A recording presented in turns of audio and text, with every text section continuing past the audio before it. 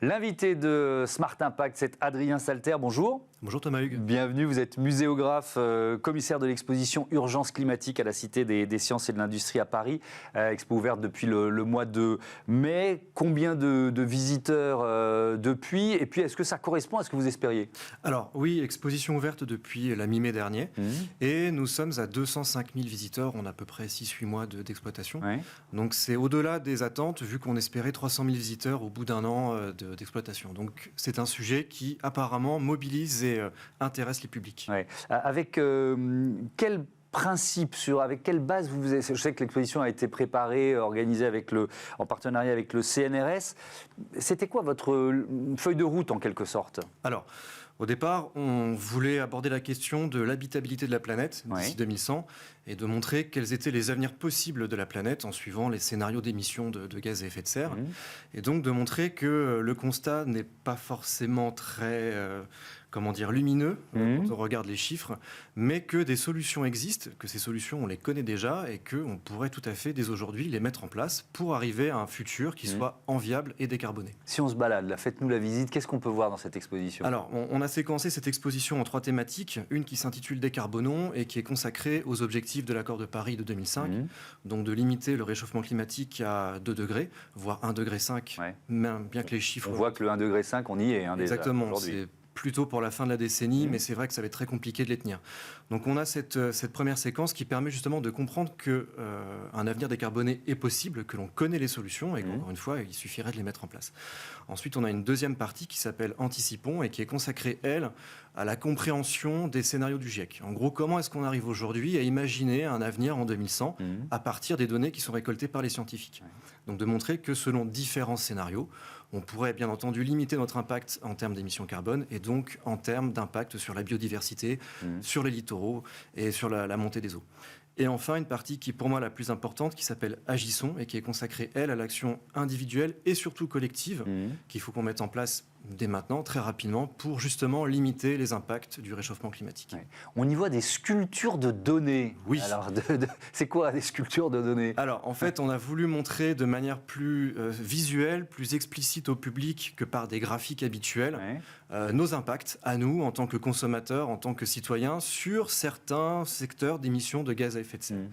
Donc on a par exemple montré le bilan carbone de la ville de Paris, donc de montrer par des fûts qui sont empilés en colonnes les uns dessus les autres, les différents secteurs émetteurs de la ville de Paris. On voit que le transport aérien surclasse et de loin en fait les autres secteurs d'émissions. Donc voilà, on peut réfléchir à nos actions sur le tourisme par exemple. Également sur l'alimentation, donc de montrer que l'alimentation carnée est bien plus émettrice que l'alimentation non carnée. Donc on a comme des tas de tissus qui ressemblent un peu à l'alimentation qu'on cherche à mettre en valeur et qui montrent justement que le bœuf est bien plus émetteur que la pomme de terre, par exemple. Ça permet de visualiser les choses. Est-ce que vous jouez sur le registre de l'éco-anxiété? C'est toujours un débat, ça. À quel niveau on met le curseur, finalement? Vous me disiez, c'est pas forcément lumineux quand on se projette dans l'avenir. Non, bien sûr. Alors, il ne faut pas se voiler la face. On fait face à la réalité des chiffres. C'est-à-dire que, effectivement, aujourd'hui, nous sommes dans un monde qui est très fortement carboné et que si on continue à émettre autant qu'on émet, on va droit à la catastrophe. Donc le constat, il est forcément éco-anxieux. Mais vous n'en rajoutez pas? Non, tout l'intérêt de cette exposition, c'est de dire, OK, le constat est sombre, mais pour autant, encore une fois, on sait ce qu'il faut faire, on pourrait tous s'y mettre dès demain, et le fait de venir dans cette exposition est peut-être déjà un premier pas pour faire face à ce sentiment d'éco-anxiété. D'ailleurs, le visiteur, je crois qu'il peut faire son bilan carbone. Il y en a qui ont des surprises, d'une certaine façon?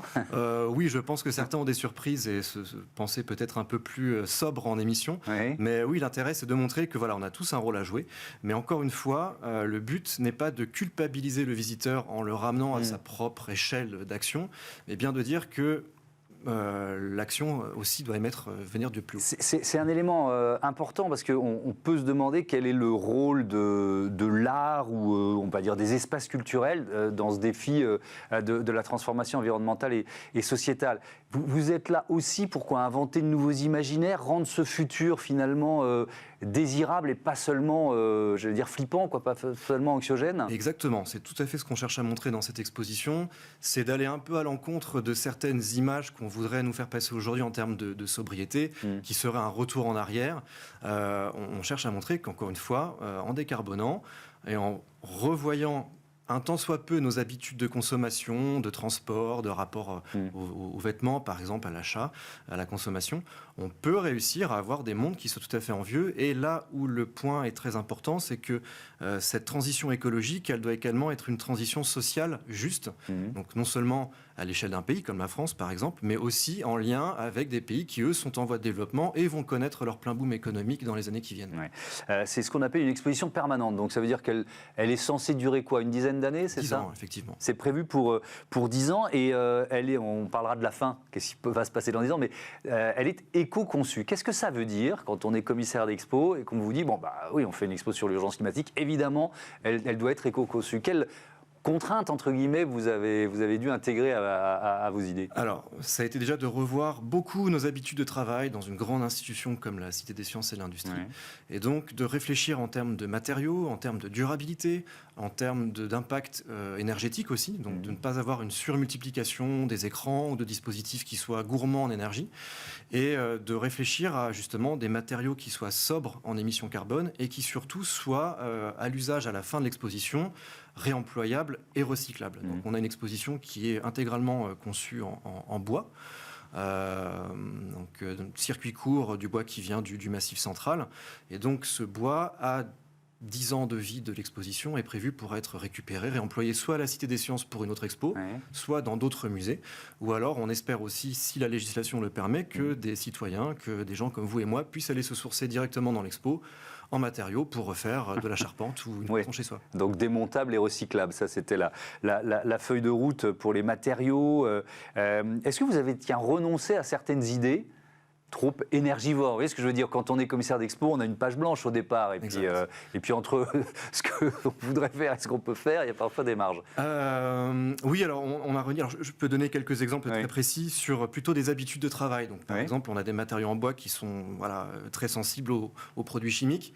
Donc, par exemple, ça a été de revoir aussi en interne la façon dont on doit s'occuper en termes d'entretien d'une exposition comme celle-ci sur des matériaux qui ne sont pas prévus pour être lavés à grande eau ou avec des produits chimiques. Donc, on a eu cette réflexion aussi en termes d'usage du plastique. Donc, on a restreint au maximum l'emploi de matériaux issus des hydrocarbures, pari qu'on a réussi à tenir par ailleurs. Avec qui vous avez travaillé pour modéliser cet impact carbone environnemental de l'expo? Alors, on s'est entouré d'une 60aine de scientifiques en tout, et d'un comité scientifique plus restreint d'une 15aine de scientifiques, dont le commissaire scientifique était Jean Jouzel, paléoclimatologue. Donc on a eu à chaque fois des relais au sein du GIEC, au sein du CNRS, au sein de l'université française, pour justement avoir un propos qui soit le plus pertinent possible et d'être au plus proche de la réalité des chiffres et de la façon de les faire parler auprès d'un grand public. Ça veut dire que maintenant vous avez entre les mains une sorte de calculateur d'impact carbone d'une exposition? Oui, alors on a développé aussi ce calculateur qui est un outil nouveau dans notre institution, qui donc permet de calculer l'empreinte carbone très précisément d'une exposition. Donc on a un peu essuyé les plâtres parce on a fait une sorte de version numéro 1 et qui maintenant va de projet en projet, qui va s'affiner et qui va servir à terme à pouvoir réaliser les empreintes carbone des expositions. Quand vous dites qu'il va de projet en projet, ça veut dire qu'il y a d'autres expos qui l'utilisent déjà? Exactement, oui. Là, dans leur phase de conception. D'accord. C'est un outil qui n'existait pas? Alors, qui existait au sein de l'institution dans son ensemble, donc qui a fait son bilan carbone. Universcience a fait son bilan carbone. Donc, Universcience, c'est l'institution qui abrite la Cité des Sciences. Et le Palais de la Découverte. Et le Palais de la Découverte, c'est ça. Et donc, on s'est servi de cette première mouture du calculateur qu'on a adapté à des besoins plus précis pour l'exposition. Je vous pose cette question parce que le monde justement des espaces culturels, est-ce qu'il en est où par rapport à ces impacts carbone, impacts environnementaux? Est-ce que ce calculateur finalement c'était aussi une demande du milieu? Alors oui, c'était une demande. Il faut savoir qu'aujourd'hui le monde de la culture est en pleine mutation par rapport à ces enjeux environnementaux et énergétiques, et que ce calculateur, même si pour l'instant il est utilisé en interne à Universcience, je pense que d'autres institutions sont en train de mettre en place leur propre calculateur et pourquoi pas un jour avoir un outil qui soit global à l'échelle des... Dans lequel on pourrait presque comparer les expos en termes de bilan carbone?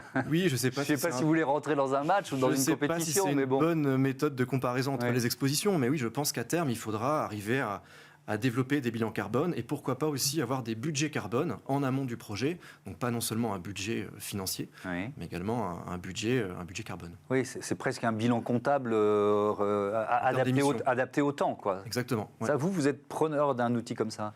Alors je pense que c'est très compliqué à mettre en place. Mais si on a réussi à mettre en place un calculateur pour l'exposition, on devrait être en mesure après de pouvoir lisser les chiffres et d'émettre un budget carbone. Et puis qui mieux que des scientifiques de la Cité des Sciences pour nous le proposer et de l'industrie pour nous le proposer. Merci beaucoup. Donc exposition urgence climatique à découvrir à cette Cité des Sciences et de l'industrie à Paris. On passe tout de suite au zoom de ce Smart Impact, des pistes pour financer la transition écologique des entreprises.